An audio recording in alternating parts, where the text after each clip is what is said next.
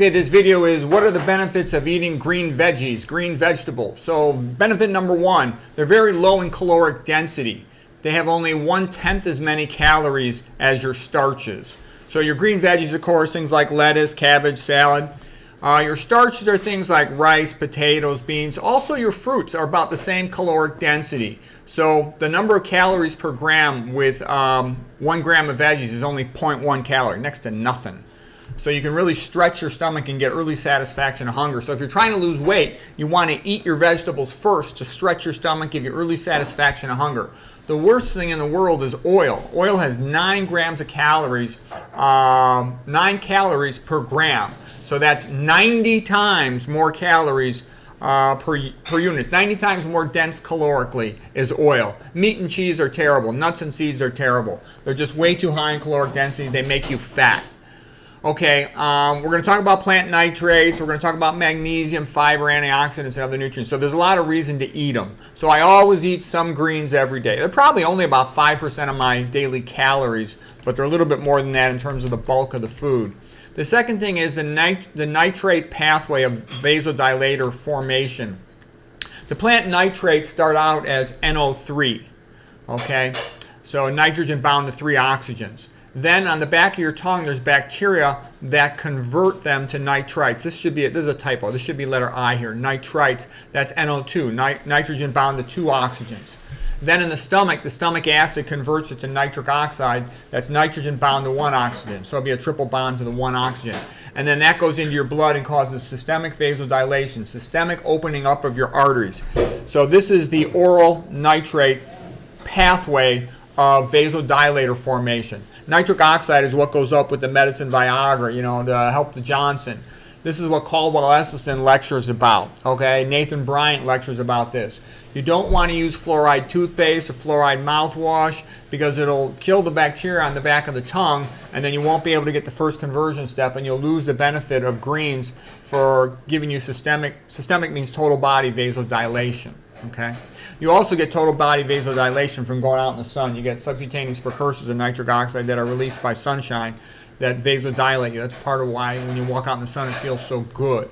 If you're taking antacids, they can block the stomach acid, or proton pump inhibitors to block the stomach acid, and that can also interfere with this. And this is why fluoride toothpaste can cause high blood pressure. Same thing with antacid medications can cause high blood pressure because they're blocking systemic nitric oxide from dietary pathway. Okay, the next thing is the good bacteria with the smiley faces here. They eat the dietary fiber. They convert it to short-chain fatty acids, in particular 4-carbon butyrate. 4-carbon butyrate is like a 4-carbon carboxylic acid, same thing like a butanoic acid. That is, the alkane plus gets converted into carboxylic acid. That is taken into the gut lining cells. They're called enterocytes because the gut's called the enteric tract. The enterocytes convert that into tight junctions. So if my fists were the gut lining cells, the tight junction will be this red thing here. And that blocks bad things from getting across your gut lining. It's only a single cell thick. If you don't have enough dietary fiber, then you have a loss of tight junctions and bacterial toxins. They're called endotoxins, like LPS for lipopolysaccharide.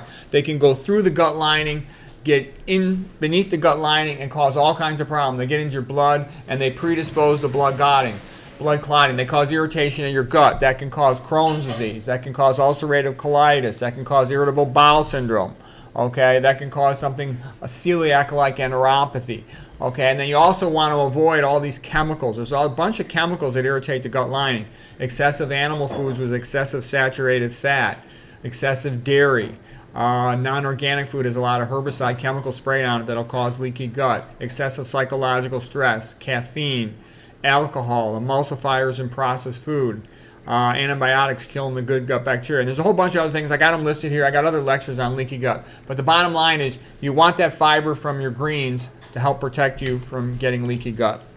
Okay, then you also want that fiber because it softens your bowel movements so you don't have to strain at defecation. And you don't get that. Straining at defecation is called Valsalva maneuver. Valsalva maneuver, it happens because when you have dried out stool like goat pellets or dried out hard Tootsie Rolls, you have to tighten your abdomen to push them out. Whereas when you have a fiber bowel movement, it pulls water into the stool and that stretches your rectal line. You get a reflex contraction of your rectum, so defecation is effortless.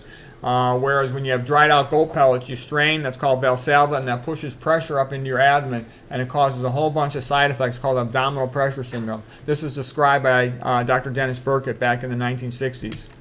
Okay. All right, this is just showing you if you get leaky gut, the bacterial endotoxins like LPS from gram-negative bacteria. LPS means lipopolysaccharide. LTA from gram-positive bacteria, that means lipoteichoic acid. The other thing people aren't aware of, but red meat and processed foods which are fortified with iron, very routinely led men in Western societies to be iron overloaded in their 20s, women after their postmenopausal. All of these things predispose to blood clotting because they change the shape of the blood clotting protein fibrinogen from being alpha helix like a cylinder or a slinky to being flattened out. It's called beta-pleated sheet, secondary protein structure from biochemistry. And then it binds with itself to raise its molecular weight. Higher the molecular weight in aqueous solution, which means the blood plasma, the more likely it is to precipitate, which means to clot. So it predisposed to blood clotting. That's bad. You don't want blood clotting. In the movies, people die from bleeding. In real life, they die from clotting. Heart attack, stroke, ischemic tissue with lack of oxygen due to blood clotting is also the main thing that leads to cancer through the Warburg effect, whereby hypoxia causes the mitochondria to shut down and the cell shifts to anaerobic metabolism through glycolysis in the cytoplasm. This is just a paper by Douglas Kellen et al. Pretorius showing that LPS and LTA, bacterial endotoxins, and iron from iron overload when it becomes free. Normally you have a limited amount of iron in your body that's bound inside your cells, the ferritin, the iron binding protein, or in the blood to transfer in the iron transport protein. It should not be free. When iron gets free, it causes problems. It's like a fire, as Eugene Weinberg had said. You want a fire in your house in the stove to heat your food. You want a fire in your furnace to heat your house. You don't want a fire anywhere else. Same thing with iron. You don't want iron running free, causing oxidative stress reactions. Okay? It's actually called Ferris redox cycling. Okay, now I'm going to show you about magnesium. Magnesium is located smack dab in the center of chlorophyll. So when you eat the plants, you eat the plant leaf, your leafy greens, you get magnesium. You know, over 95% of Americans are magnesium deficient, and magnesium does lots of good things in your body. In meat, animal foods, hemoglobin, iron's right in the center of hemoglobin. So we're iron overloaded. We don't want any more iron. So when you eat the meat, you get the bad thing. When you eat the plant, you get the good thing. I'm just going to real quickly show you some of the things that magnesium does. There's beautiful magnesium in the center. Magnesium's called, remember, M for mellow. It mellows you out. And magnesium is also a hero, and I will show you why. Okay, so here's magnesium, the guard. It's like the guard. It guards the calcium channel on your brain cells, on your neurons. This receptor is called the NMDA receptor. And magnesium blocks it right in the center. It binds to the receptor. It's attracted to the negative charge inside the cell. The resting membrane potential of a neuron is typically about negative 65 millivolts. And magnesium, being 2+ charged, is attracted to that. So that's what you want. However, if you're deficient in magnesium, you won't have all your NMDA receptors blocked by magnesium, which means you'll have an increased tendency for calcium to go into the cell, which makes the postsynaptic neuron hyperexcitable, increasingly prone to being overexcited, which can cause anxiety, can cause difficulty sleeping, insomnia, and can eventually lead to depression. It's bad. So magnesium mellows you out. It cheers you up. Plant eaters have better moods. Look at all the crazy paleo, keto, carnivore comments they make all the time on YouTube because they can't control themselves. They're impulsive. They have bad behavior. They have poor social skills, okay? So you make yourself more mellow, more with it, more socially adjusted to prosper in society and get along with people when you eat a plant-based diet, okay? And I don't care about animal rights. I think they're a bunch of watermelons. I'm just telling you the truth about health, okay? Now here is what magnesium does with ATP.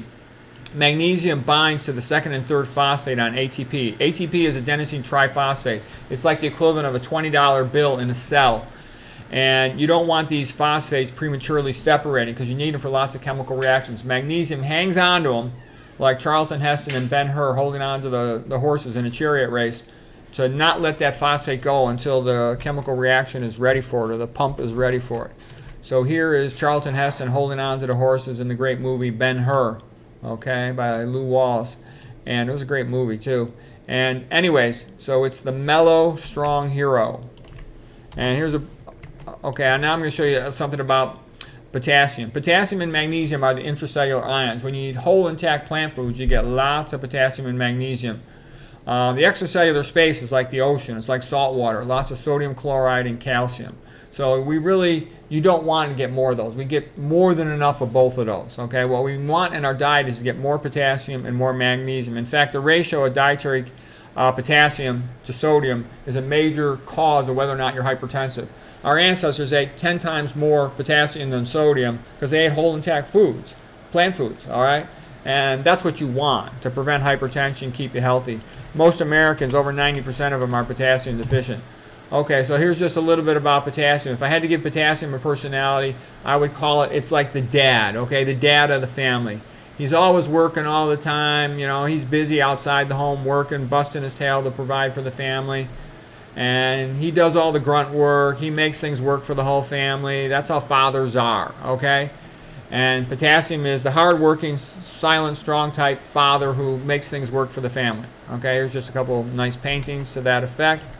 And I'll show you what potassium is doing. Potassium is the key ion for potassium and magnesium, the key ions in making these plasma membrane pumps work. These are the potassium sodium ATP pumps.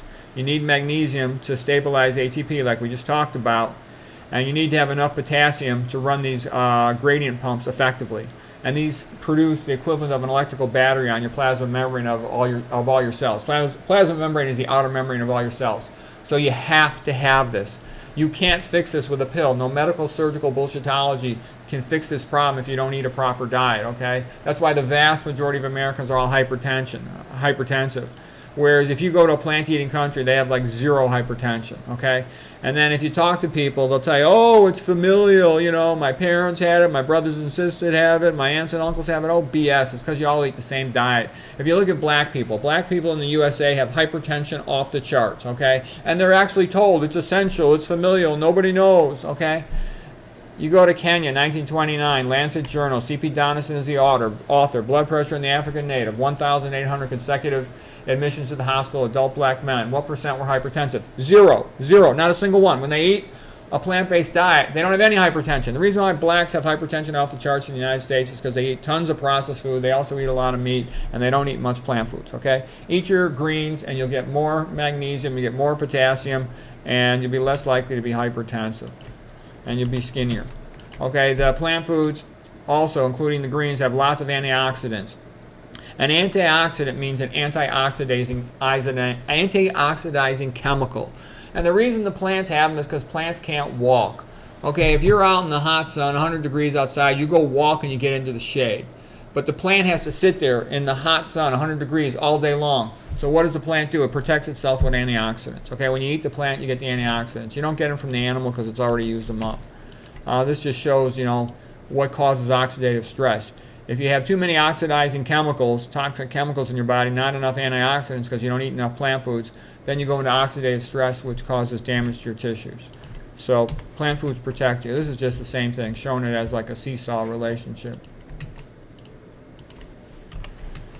Okay, and here's what an antioxidant does. It basically is an electron donor. So an antioxidant has an extra electron in its outer orbital that it can handle giving away. So here's an unstable free radical, meaning it has an unpaired electron in its outer orbital.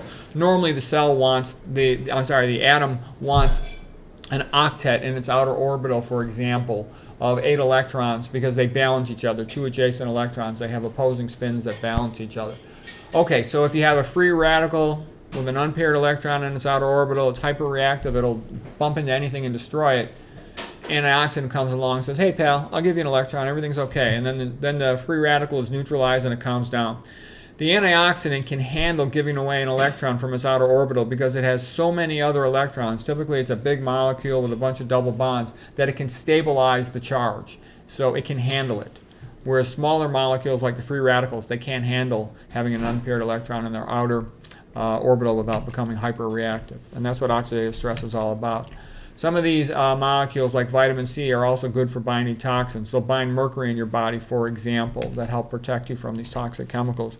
So the vitamin or the plant-based chemical will get oxidized, but your bodily tissues won't. So anyways, that's why it's good to eat greens every day. I always eat at least a minimum of 5% of my calories from greens. And again, that's still a pretty good amount of greens. I have 2 big bowls of salad every day. And it's because I know it's good for my health. Okay, I've seen a lot of people super healthy, like Chris Wark, like Ruth Heidrich, and they eat tons of salad. So anyways, that's a good reason for it. I hope you found that helpful.